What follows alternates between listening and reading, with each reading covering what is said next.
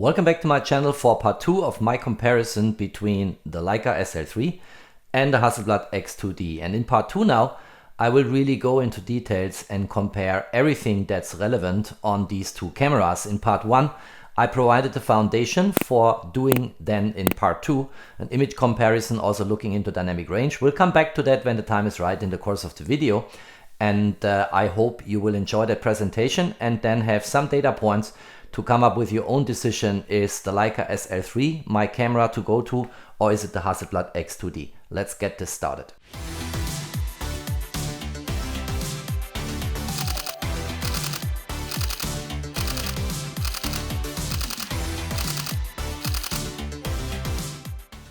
Let's talk about design and build quality first. And if you look at the two cameras, let's say on the rear side here, the Hasselblad in the vertical dimension is a bit higher. If you look at them from the side, not that big of a difference. By the way, also the two lenses I've decided for in part 1 here, they are quite compatible in terms of size and dimensions. If you look from the front side, again, the Hasselblad is a little bit higher on the height here. But in general, these cameras in terms of dimensions are quite comparable. Also here where the hand grip is built into the camera body, looks quite comparable. And maybe if we put them on top of each other for a moment, also here is almost exactly the same size.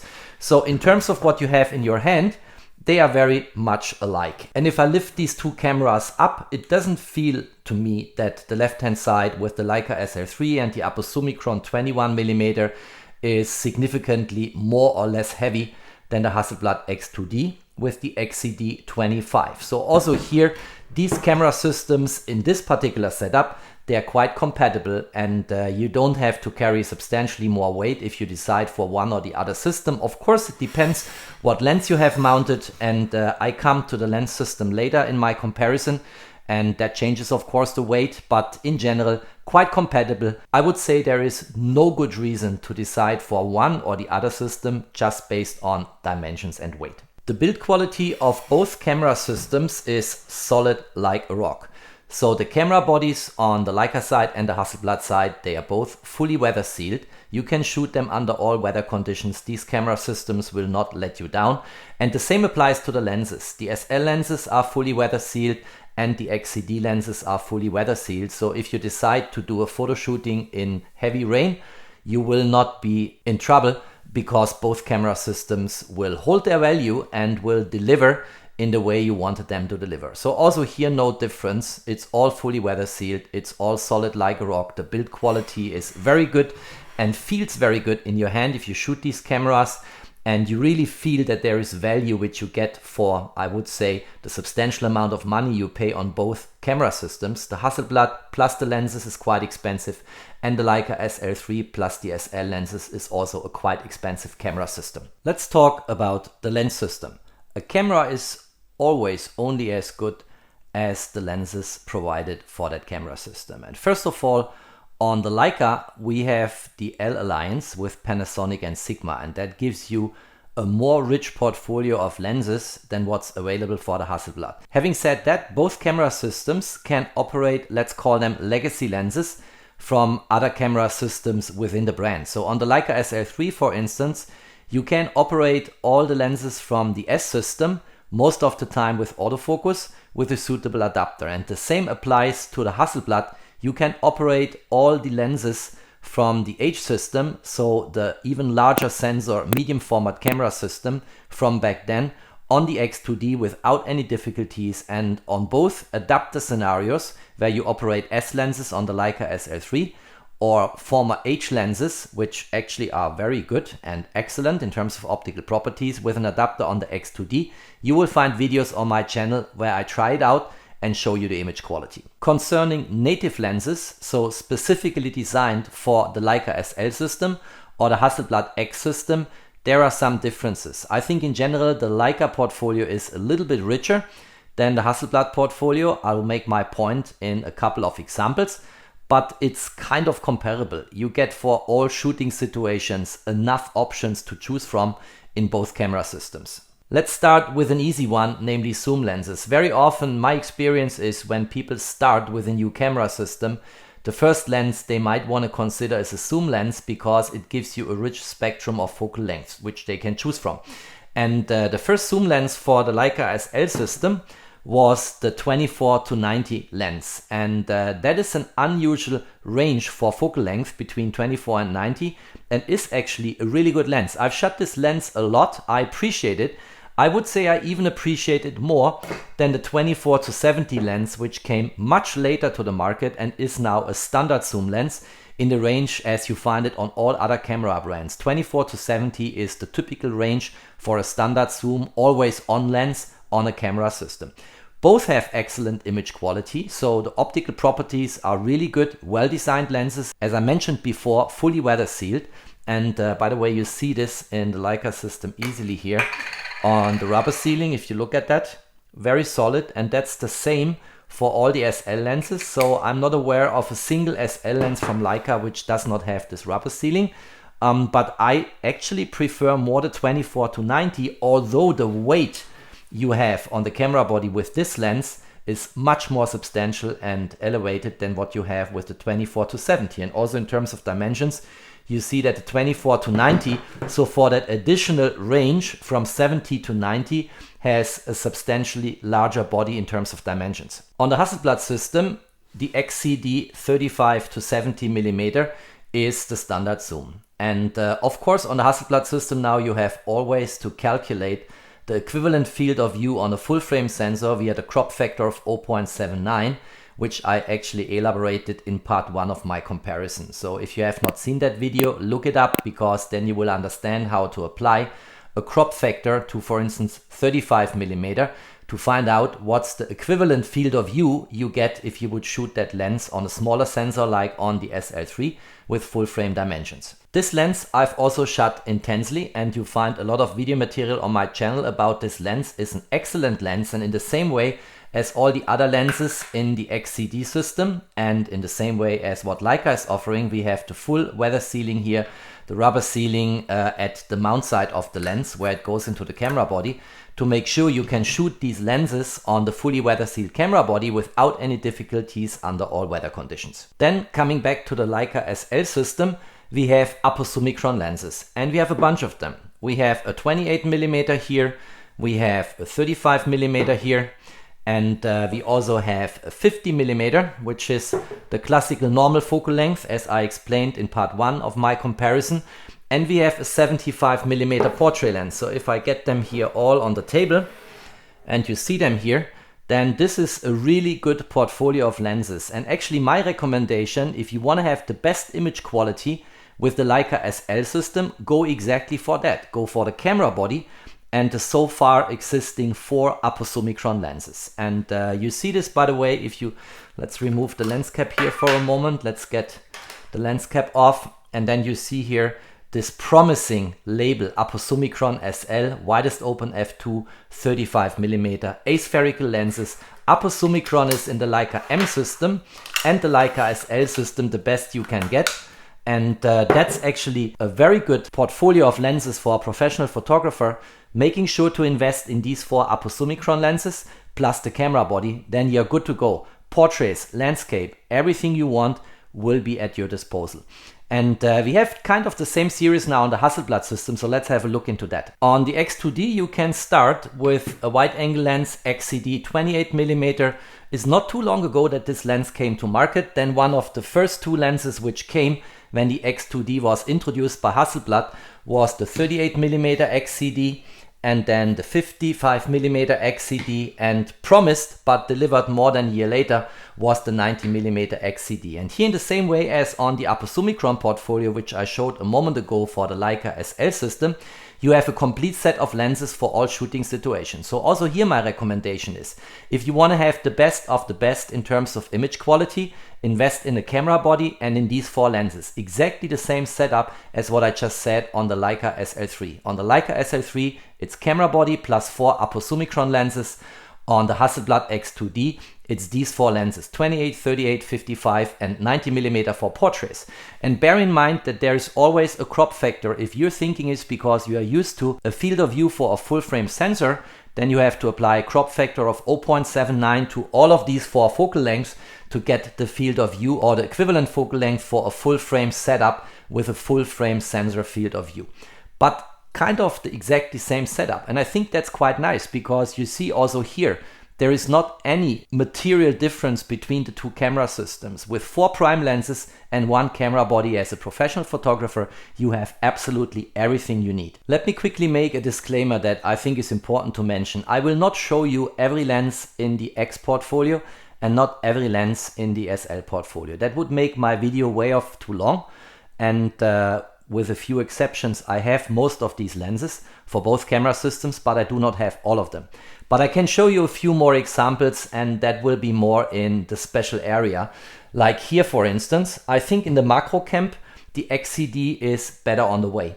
And if you look at that, this is an XCD 120mm macro lens here.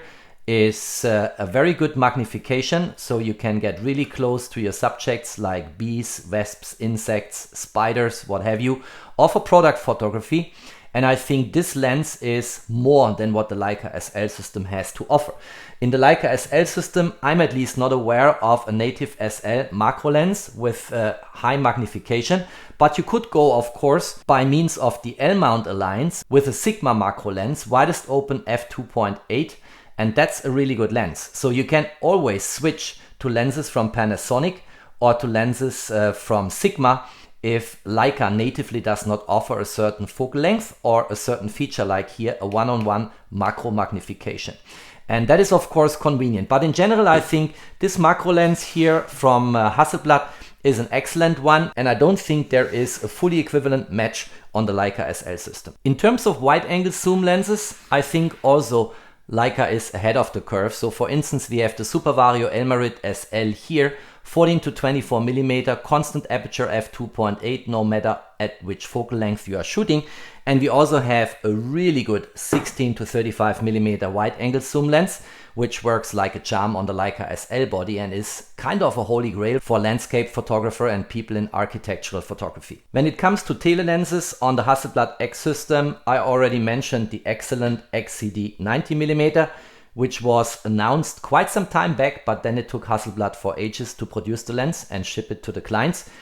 We also have in the legacy design of the XCD lenses an XCD 80mm. By the way, for all of these lenses, you should find at least one video on my channel if you're interested to look them up. And then we have a very interesting, and in terms of optics and delivered image quality, absolutely fabulous 135mm lens in the Hasselblad X system. And that is a pretty cool lens, but all of these lenses I can highly recommend.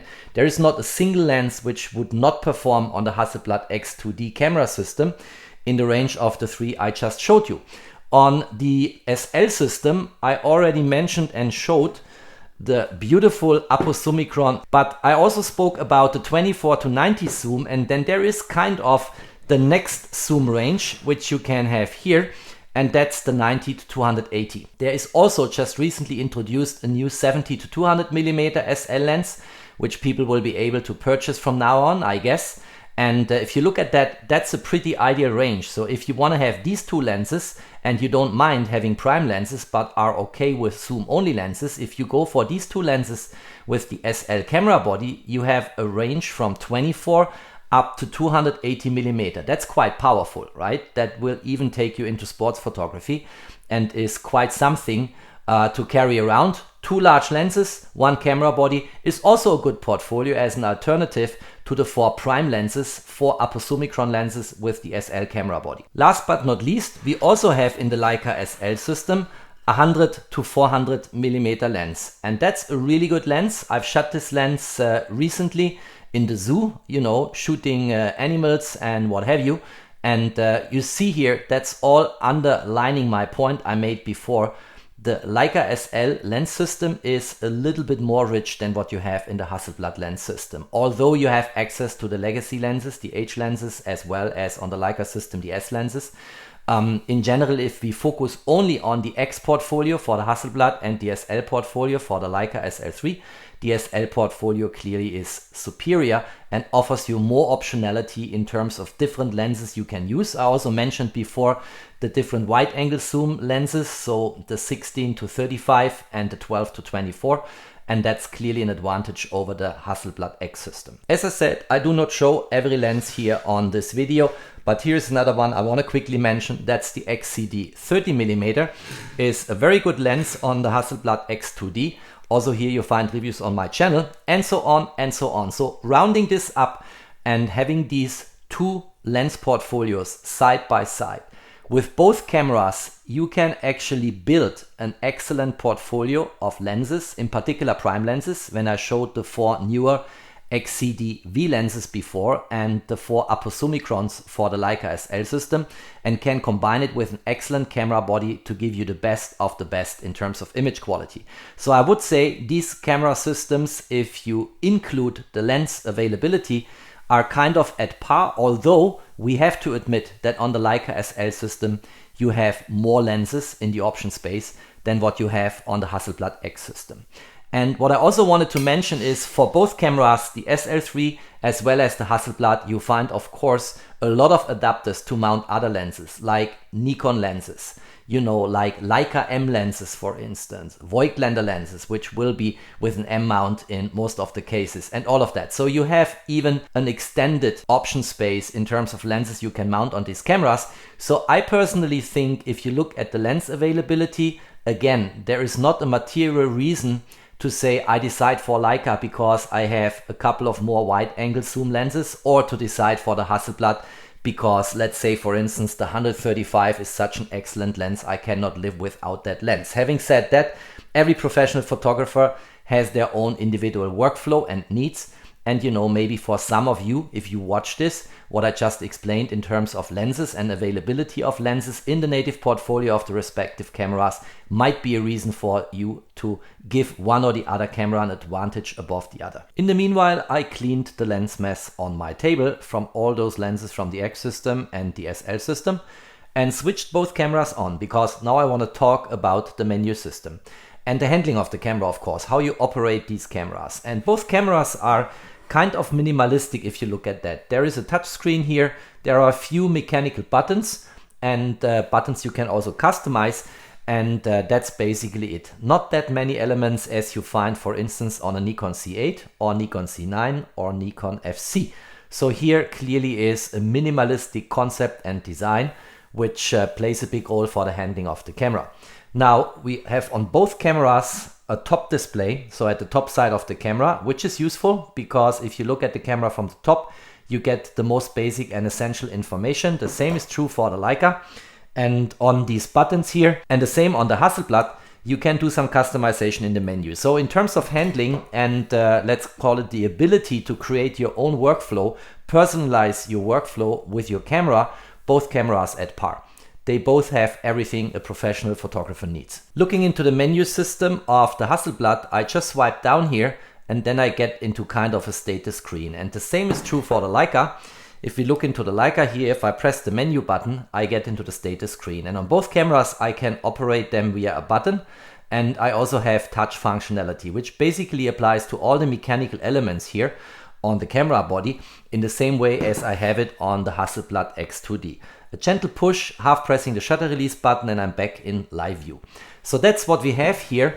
There is one big difference on the Leica SL3 compared to the Hasselblad X2D, and that's the joystick. We don't have a joystick on the Hasselblad X2D, and I personally consider this a flaw. You can work around this if you push that button and have customized it in the right way. You can use the front and rear control wheels to actually place your focus field somewhere. But that's much more convenient on the Leica because here you can just do it via the joystick. So currently it's, by the way, detecting the two figures from the Witcher here. I'll explain that later. But with the joystick I can easily operate. Let me switch this off for a second to show it to you. Let's go away here from body detection. Let's go to field. And then you see it, focus, how I can move my focus field around with the joystick. And that is, at least for me, a more intuitive and I would say a better, superior way of focus field movements than just doing it via the control wheels here. Of course, you can use touch functionality. You see here with my finger, I can basically get the focus field wherever I want it to sit. And also here is face recognition switched on for the time being, because I want to talk about that in a moment. That also works for the Leica if it is activated. So if I tap here somewhere, it should actually immediately focus. In the status screen or control screen here, I can use touch functionality. This is grayed out currently because I'm in aperture priority, but for instance on the aperture, I can operate it easily via touch. Let's go to f2.5, but I can also use, in this case, the front control wheel to steer my aperture and in this way control the parameters for my shooting. And the same is true on the Leica SL3. If I go into the control screen or status screen here, I can control my aperture easily via touch functionality, f2.8, let's have it this way, or I use a control wheel here, and you see then here how it updates.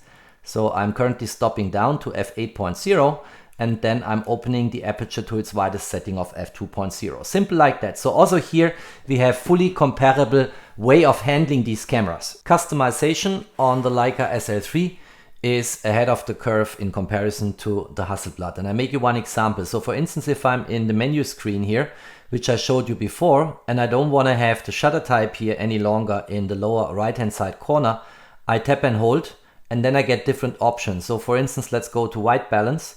And now you see it has here my white balance with all the options. And that is clearly something which vanished in the evolution from the X1D series cameras to the X2D, because formerly on the Hasselblad we had here a plus sign to add further icons, and we could also remove icons, for instance the display icon here, by tap and hold, and then a little cross appeared here in the corner and I could remove that icon and add some other icon which I wanted to have on that screen. That functionality is no longer here.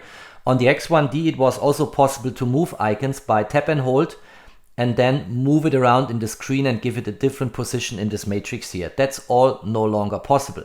And also on the menu structure we have here a favorites menu in the Leica SL3, which is possible to be customized. We can also customize in the Leica SL3 the buttons what will appear here. So currently if I press and hold one of these customizable buttons, let's do this, then I get a long list of things I can choose from. And if I then want this list of options to be shorter, I can customize this in a menu. So customization on the Leica SL3 is far beyond of what you can do on the Hasselblad X2D. And by the way, what I also wanted to quickly mention, if you really want to learn how to operate that camera, there is a long video on my channel which is called 50 tips and tricks for the Hasselblad X2D. And you will indeed get 50 tips and tricks how to use the camera, how to customize it as far as is possible, and really unlocking all the features you have in that camera here. For the Leica SL3, this is in the making. The SL3 is not as long on the market as the X2D, and here I will need to work on my tutorials. Will be a bunch of tutorials to provide kind of the same insights as what I provided some time back for the Hasselblad X2D. Maybe for most of you a tiny little difference, but there is one feature missing on the Hasselblad X2D which I think is a shame, and it's included on the Leica SL3. Let me show you what it is. If I go here into fully manual mode, I can still use auto ISO, and you see it here, it's now on auto ISO, and that is something which in fully manual mode is not possible on the Hasselblad X2D. And that's interesting because I don't see any good reason why there should not be an auto ISO function in fully manual mode. Let me show you this. So if we tap here on M and we go to fully manual mode, of course it updates then here to 0.5 seconds. So let's get this away here. Let's make this a bit darker so it looks better. But on the ISO setting then, if I tap the ISO button, the auto feature here is gone. It's no longer there. It starts with 64 and it goes up to 25K, 25600K to be precise. If I switch back to the, so watch this, you see here it ends at 64. Let me now go into aperture priority. Let me go back into ISO, and now I can switch to auto.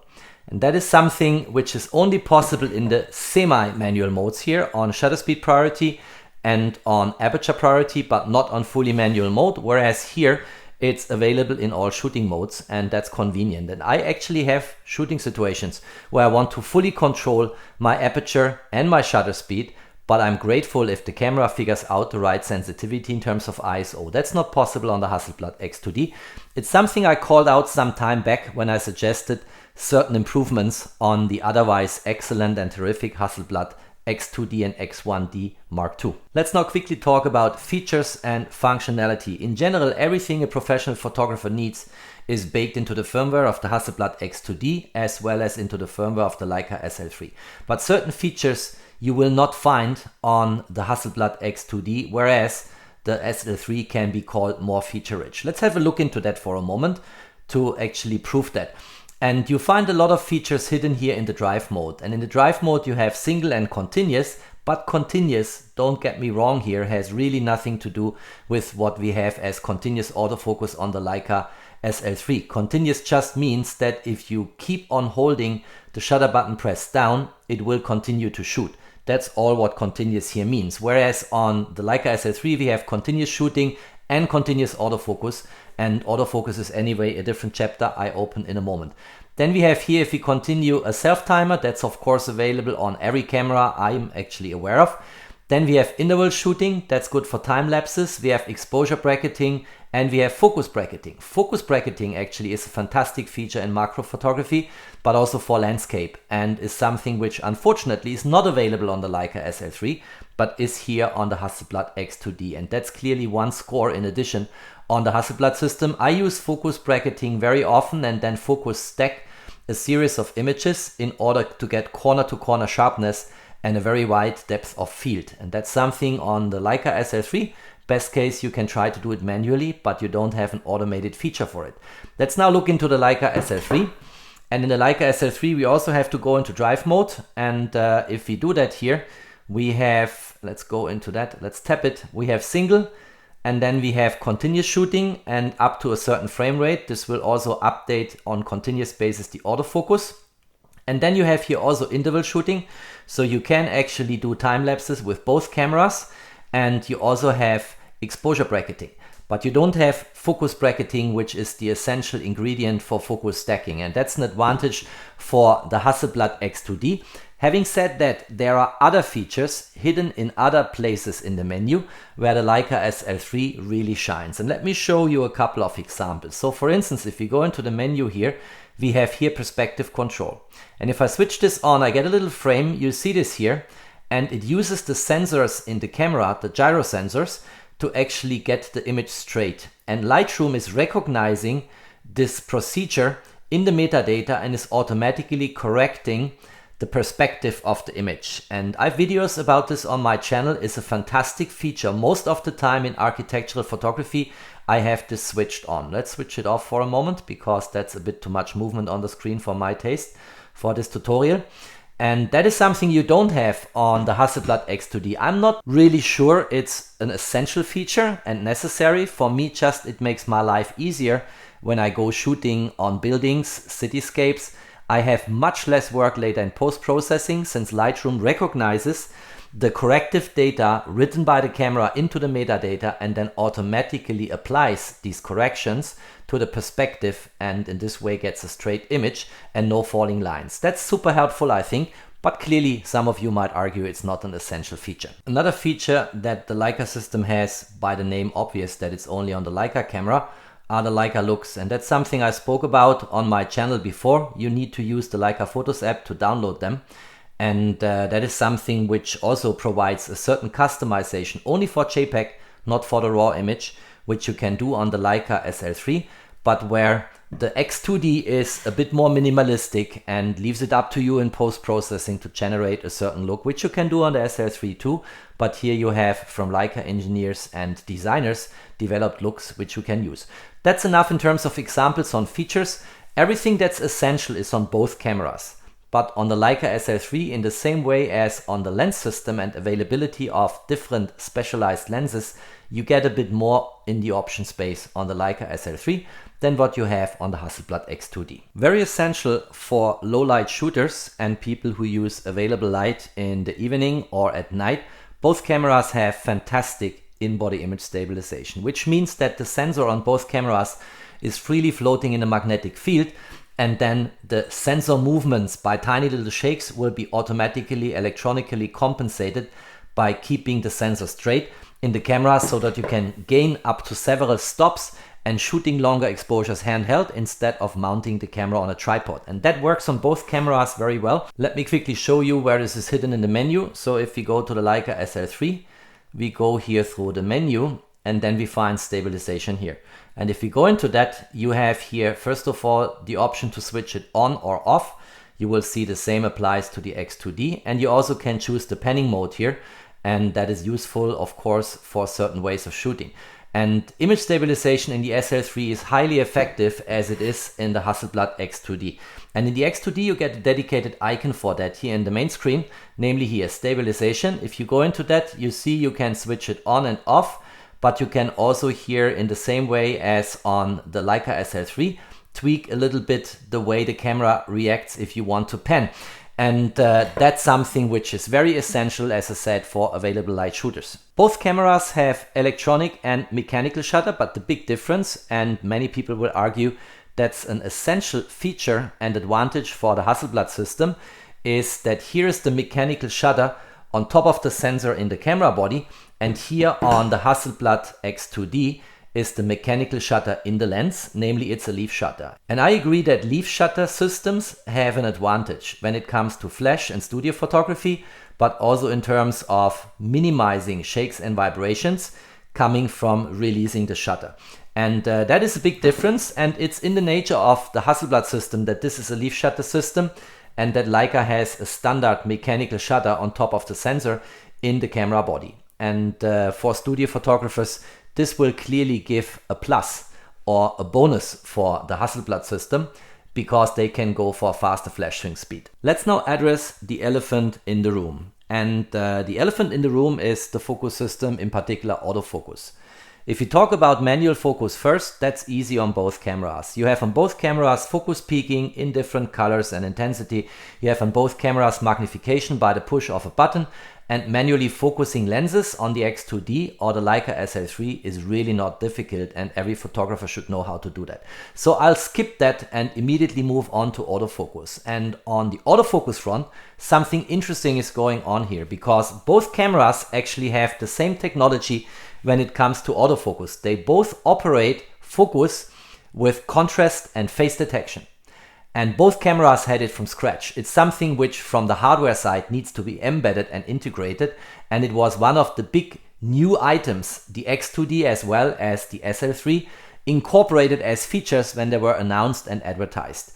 The funny thing is, or the interesting thing, or sometimes the annoying thing is, that in terms of firmware and software, Leica by far is ahead of the curve when it comes to autofocus. Although the X2D has all the ingredients to, for instance, would be able to provide a perfect focus tracking in continuous focusing mode, which the Hasselblad X2D not even has. And I personally really regret that Hasselblad has so far not brought new firmware which finally integrates continuous autofocus so that the focus is updating with movements of your subject, and then focus tracking and a better algorithm for phase detection. Because hardware side, everything is in this beautiful camera which would actually be necessary to allow for that. But it's not there.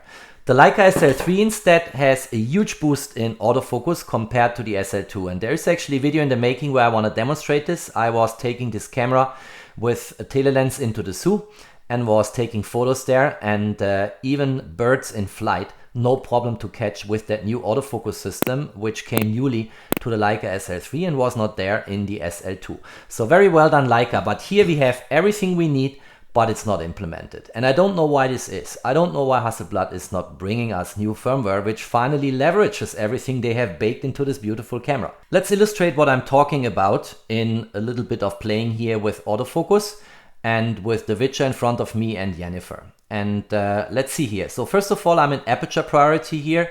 I'm widest open at f2.5 and I'm at auto ISO. And by the way, if I go into the status screen, here I can switch face detection for models and human beings off, or I can switch it to auto, or I can switch it to manual. And let's go to auto for a moment, and then let's play here a little bit. If I half press the shutter button, it nevertheless detects not even the body of the Witcher. Let's try to get the Witcher closer And yes, that's not a real human being. Now it's recognizing the face. You see that? It's jumping to the face. And now I have it. But it can go wrong easily. And clearly this is a wide angle lens, and the Witcher here is not the real Witcher, but just made out of plastic in front of my table. But there is something going on at least, which shows you that it theoretically works. And it works better if you have longer focal lengths. But in general, it's really nothing to write home about. In addition, as I just mentioned, there is no focus tracking. There is no eye detection. There is no continuous autofocus, so that if the Witcher would move or Yennefer would move, the focus would follow that movement in a three-dimensional space. Absolutely nothing. It's really only a simplified version of a little bit of a face recognition, which you have here, but not a lot. And you also cannot switch between faces here, and that's all much more sophisticated, much more speedy, and much more mature in the Leica SL3 system. So let me show you how this looks like on the Leica SL3, and I don't even have to move the Witcher closer to me. Let's go into the status screen here. Let's go from autofocus single to autofocus continuous. That means the focus field follows the movements of my subject. Let's move this here to the center of my scene.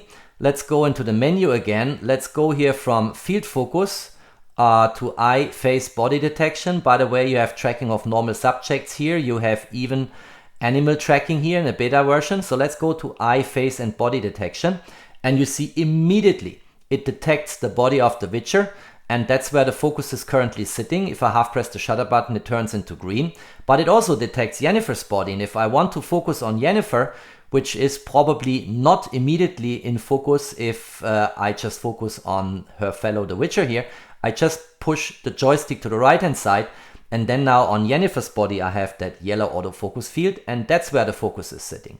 Simple like that. The same actually works if you look into eye focus. You can even switch between the eyes. Let me see how this works. Let me move this a little bit.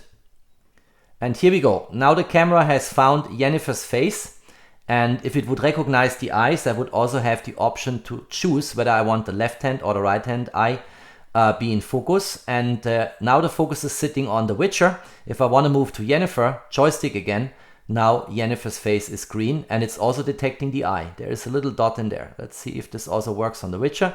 Well, it's not real human beings, but you get the point, right? This is much more sophisticated, and it's tracking. Let's get the Witcher away. Let's get Yennefer into the scene here, and let me try to focus this here. I hope you can see this. And now let's move it, and this is sticky. This is what I mean by 3D tracking. Look how sticky this is.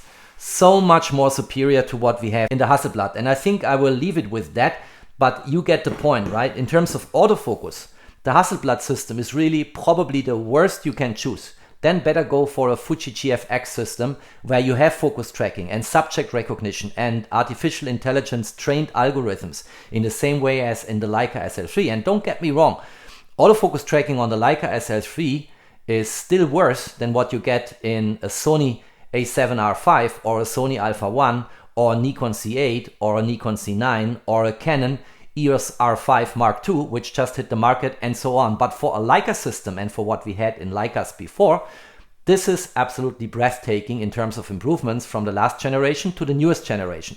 On the Hasselblad, yes, we have some new features. With some luck, even on Yennefer, it will find Yennefer's face, but there is no tracking, there is no continuous update in terms of continuous autofocus, there is no subject detection, there is no eye detection. You cannot switch and toggle between different possible focus areas if there are different people and animals, for instance, in the room, and all of that. So here we don't even have to discuss and argue. The Leica SL3 is by far superior to what you have in terms of autofocus than what you have on the Hasselblad X2D. Now, there is one important caveat I want to make here, and it's actually also applying to me and my shooting routine. Many people who shoot with a Hasselblad X2D will argue I don't have this camera because I'm looking for a very speedy autofocus. Most of the time these cameras are focused manually, and very often if I shoot this camera, autofocus speed doesn't play a role at all. So this week I will later be on a sports event, and I will take my Nikon C8 with me and some tele lenses. And then of course the Nikon C8 is my choice. It's definitely not the Hasselblad X2D, but it could be by now the Leica SL3 with a tele lens, because as I said before, in the zoo, shooting birds in flight and all of that, this is all now working in the Leica SL3, which was not so well working in the Leica SL2. But the Hasselblad clearly is not the camera to go to for sports events. It's a camera you take for absolutely terrific landscape photography. It's a camera you take for architecture. It's a camera you might want to take for people photography, and that works very well, although in people photography I personally would appreciate a better autofocus system. But the range of applications for this camera system is definitely not in sports and action. And this is standing for the perfect image quality, the perfect color scheme and all of that. Not for speed in autofocus. But I think I have a right to call it out because all the ingredients are there, and Hasselblad actually could implement better autofocus system here if they wanted, because contrast and phase detection is fully there in the same way as in the Leica SL3. Period. That's all on the autofocus system I wanted to say. And now let's quickly move on and then conclude the video. The last topic I want to address is image quality, noise and dynamic range. And as a pre-remark, both cameras are playing at the very top level of today's camera gear. Noise levels are very well controlled. If you get some noise and grain because you have a high ISO value, with Lightroom and the artificial intelligence based noise reduction, that is hexed away in a moment of seconds. So there's absolutely no problem with noise. Image quality of both cameras, in part 1 I showed a few sample images from both camera systems, absolutely fantastic. The Leica SL3 delivers, the Hasselblad X2D delivers. Now there is one big difference when it comes to image quality, that's due to sensors. And the sensor in this camera here is a full frame sensor, and in the Hasselblad X2D we have a medium format sensor with 44 times 33 millimeter give or take. And there are two big advantages coming from a sensor when it counts for image quality. And the first one is you have typically, if you open your aperture wide, you have a more smooth transition between sharp and fuzzy, blurry parts of your image. That's, as a matter of fact, always better on a medium format camera. And the second big difference here is the difference in resolution. This is natively a 100 megapixel camera, and this is natively, give or take, 60 megapixel camera. And that can make a big difference, in particular in landscape and architecture. In my experience, not so much in people photography, street photography or reportage photography, but in landscape, if you go for very large prints, or in architecture, if you want to capture a lot of detail, clearly the X2D is the better camera when it comes to resolution. And what you typically want to have is you want the resolution to be in balance with the sensor size. And since we have a larger sensor here, this camera can also afford to have a 100 megapixel resolution, whereas on a full frame sensor, a 100 megapixel resolution I think is a little bit awkward, because you then have maybe a too high density of pixels on the sensor, which is again then making the sensor and the camera vulnerable to more noise.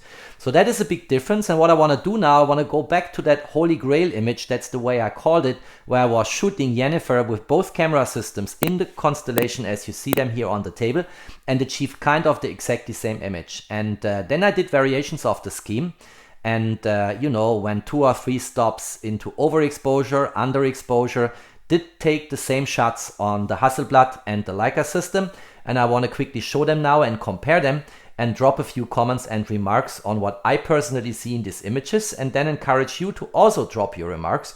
What is in your opinion the superior image, the superior scene coming from the Hasselblad or from the Leica SL3? And one last thing I also want to mention, here you have a 4:3 aspect ratio.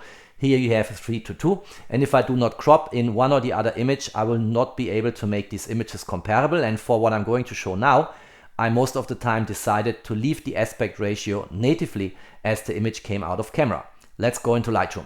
As I explained in part 1 of my comparison, I've chosen the following parameters in terms of focal length, aperture, ISO, shutter speed, and I also fixed the white balance at 5000 Kelvin. And of course, I was shooting with self-timer and in fully manual mode. And I just wanted to show this again so we are all on the same page.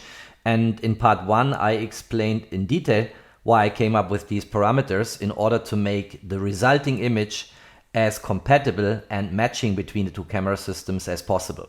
Here's what I called the Holy Grail image, and at first sight it looks like these two images are exactly the same, although the left-hand side is from the Leica system in the chosen configuration and the right-hand side is from the Hasselblad system. Where you of course see a difference is if you crop into 100%, because the Hasselblad has close to 102 megapixel and the Leica has 60 megapixel on the left-hand side. Now, In part 1 of my comparison, I asked you to drop me a comment whether you think and believe the left-hand side is Leica or the right-hand side is Leica. And most of you actually have guessed correctly that the right-hand side is Hasselblad. Most people spoke about color. And that is very interesting, and I was really curious to hear from you about that. And the color scheme on the right-hand side indeed is slightly different. And the difference between the two camera systems is that Leica calibrates with respect to a certain color science their images when they come out of camera, and the same is done by Hasselblad. And Hasselblad's color science is actually called HNCS, which stands for Hasselblad Natural Color Solution. And if you look at these images for a while, you see here on the left-hand side a little more a tint on the Leica image, what you don't see on the Hasselblad side. It's hardly noticeable, but I agree with the comments which pointed in that direction. Now, these are the true images as they came out of camera. On the left-hand side, you see no change. That's the Leica image. On the right-hand side, the Hasselblad image, but this time uncropped. And of course, we have on full-frame sensors, like on the left-hand side on the Leica system, a 3:2 aspect ratio. And on medium format, like the Hasselblad on the right-hand side, we have a 4:3 aspect ratio, which is that unique look you would expect from a medium format sensor. And again, at first sight, if we look at these images now, let's start with Jennifer's body here. They are both pinpoint sharp. And in terms of sharpness, I think we can take it for granted that both cameras are delivering super sharp images based on 60 and 102 megapixel. And everything here which is in focus is super sharp and super crisp. Now, we also have a quite pleasant background blurriness, and based on my choice of shooting parameters, here also we see compatibility. Look at the autofocus parts here, and in particular here on the Witcher standing on the TV. If you look at that, this is the same depth of field, kind of the same depth of field based on my choice of parameters. But what you see is, although I fixed the white balance to 5000 Kelvin on both cameras, and you saw that in the video before, and I also mentioned in part 1, the right-hand side image from Hasselblad is warmer. Look at the areas here on the white table. This is clearly warmer, and that is interesting and is something to note. And the second point I wanted to make here is this tint comment from some of the people in the comments. If you look at these two images, the left-hand side image from Leica clearly has a little bit more tint into the purple direction than the Hasselblad image. And it's interesting to note this. So the right-hand side is warmer, is a bit more yellowish. The left-hand side has a little bit, only a tiny little bit of a purple tint. So here now on the left-hand side before, on the right-hand side after for the Leica image. And the image originally was underexposed by 3 full stops. If you remember, the Holy Grail image had 0.2 seconds, that means 1/5. One full stop down is 1/10, another one is 1/20, another one is 1/40. And we have here on the image parameters 1/40 seconds, still at an aperture of f6.3, ISO 100, which is the base ISO of the Leica SL3. And on the right-hand side, I've just pushed the exposure slider in Lightroom by 3 full stops up. And that's this image, and you see underexposure typically with modern full frame or medium format cameras is no problem at all. If I crop in here by 100%, you see all the shadows are now fully exposed here in the light, and that image looks really good. Here now the shot on the left hand side with 1/5 seconds, on the right hand side with 1/40 seconds, and then pushed up in Lightroom by 3 full stops. And these images are kind of looking the same, right? The image composition looks a little bit different here if you look at the shelves here in the background in the blurry part of the image, because I did move the camera a little bit. But if I crop in here by 100%, there is not really any noticeable difference in my opinion. Also the colors in the background look good. This is all exactly the same. So 3 full stops of underexposure, no real challenge for the Leica SL3. Let's now look into the same situation for the Hasselblad camera. Here now the Hasselblad image on the left hand side before, on the right hand side after pushing the Lightroom exposure slider up by 3 full stops.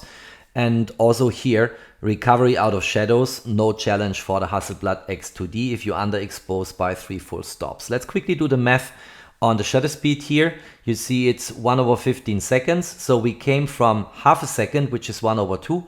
One full stop is 1/4. Another one is 1/8. Another one is 1/16, respectively 1/15. And that's exactly the exposure time I used on this image. Aperture still at f8.0, ISO 64, which is the native or base ISO on the Hasselblad X2D. And if I crop in here by 100%, you see all the recovery out of shadows worked in the same way, like a charm, as we saw it before on the Leica. No difference if we look into the background here. Everything is recovered. It looks fine. And let's now also put this image with 3 stops up in Lightroom next to the image, which was exposed to light by 0.5 seconds. Same situation as my second take on the Leica. Left-hand side is the image shot with 0.5 seconds, which is 1/2 seconds. On the right-hand side, we have 1/15 seconds. Everything else is the same, ISO and aperture. And also here in the same way as what we saw on the Leica, underexposure by 3 full stops. No challenge at all for the Hasselblad. It looks kind of exactly the same. I don't really see a difference here. And that is good, of course, because in many ways, underexposing is a great technique to control your ISO, and then later in Lightroom, use the exposure slider and push up by a couple of stops or 3 stops, even like here, in order to recover information out of the shadows. That's actually working very well and looks to me comparable on both cameras. So here now an interesting situation. On the left hand side I have the Leica image, on the right hand side I have the Hasselblad image, but both images are now overexposed by 3 full stops. And let's quickly do the math. So on the Hasselblad on the right hand side, we started off with ½ second, 1 stop is 1 second, the next stop is 2 seconds, and then 4 seconds. And that's the exposure time on that image. All the other parameters are the same. On the left hand side, on the Leica image, we had 0.2 seconds, then we have 0.4, 0.8, and then 1.6 seconds. And that's also 3 full stops overexposed. And recovering information out of overblown highlights from a certain point on becomes impossible, is a mission impossible, because there is an effect which is called clipping and information is just lost. And that's what we see here. So both cameras actually cannot fully recover in this situation from 3 full stops of overexposure and bring us back to the original image by just correcting in Lightroom the exposure slider by a -3. That's not working. If I look into the image and crop in, let's go here to the blurry background first. There are some artifacts here and there on both cameras. I think in general some of the information is nicely preserved, but where you had the LED lights on the background wall, of course everything is under the clipping effect and information is completely lost. Nothing is recovered on both cameras.